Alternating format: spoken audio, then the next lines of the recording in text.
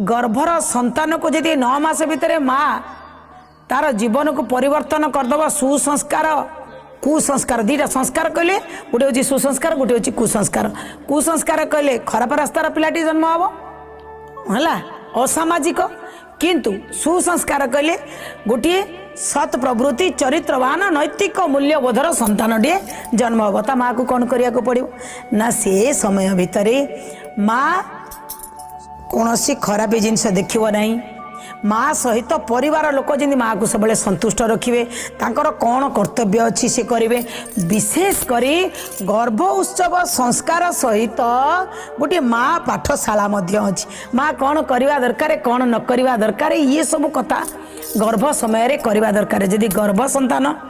रही माँ जदि उत्तम भाव में से 9 मास को पालन कर देछि सारा जीवन हसिबो ये 9 मास को जदि अयसरे कटेछि मोबाइल देखि देखिकी शोई आमिष द्रव्य प्रति जिते आट्राक्शन हे से भली दुराचारी आपण भीतर को आसवे कारण आपण ता पूर्व सात्विक अन्न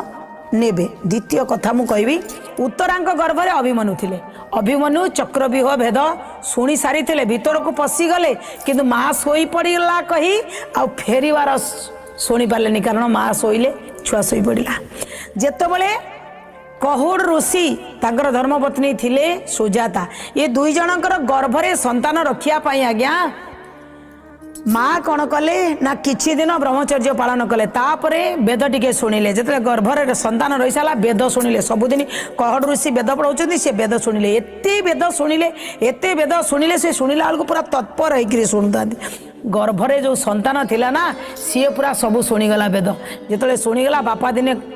वेद पढ़ु पढ़ु भूल पढ़ीदे जे गर्भस्थ संतान कहीदेले जे एते अध्ययन करुच एते अध्यापन करुच किंतु तुम तथापि भूल होगा 8 जगह कौड़ ऋषि कहले किए से कहला जो संतान बाहर को आसनी बापार भूल धरला मु अभिशाप दौची सी 8 जगह तेढ़ा हो सी होते अष्टवक्र ऋषि तेणु गर्भरे